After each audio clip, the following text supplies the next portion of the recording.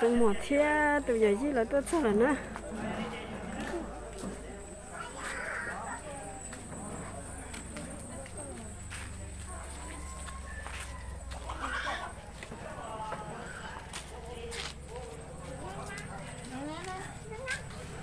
tôi sao tả nó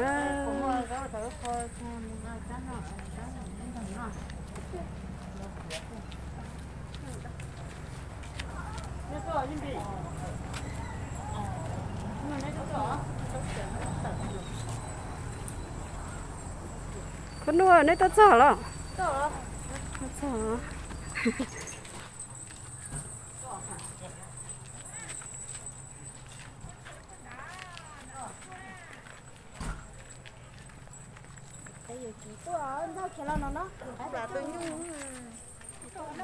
sao tao nó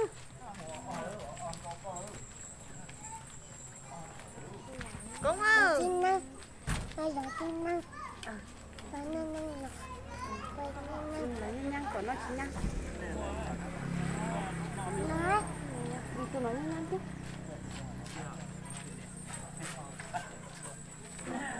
Bác sĩ là sẽ cũng anh của nó chứ. cho mình nhồi biết chế luôn á kia tổ kế nè sẽ có thôi mình nhồi nè Phải không? Lo tao nó. Ấy.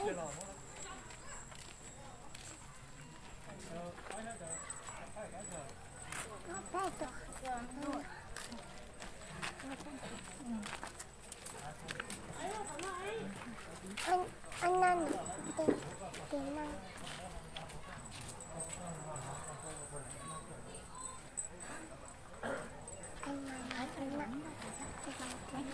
cho mình nhồi bé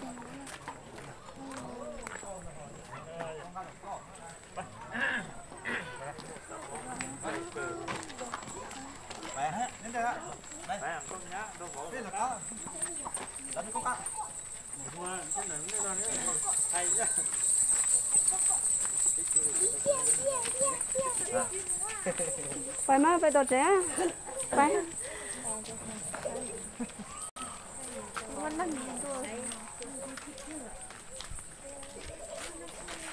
mua cái món chứ nó to liền cho nên đây bộ to phải nó vậy phải nó phải nhưng mà bộ nó lăng anh đây to sẽ phải rồi bộ nó sẽ bỏ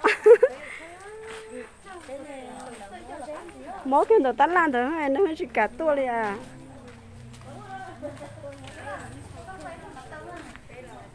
tôi thọ thọ còn nên chua cái gọi như thọ luôn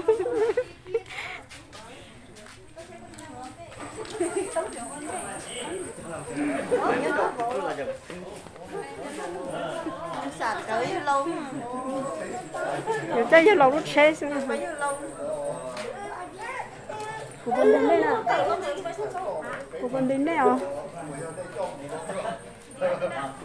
hành đi cho nên chụp bỏ lỡ rồi bó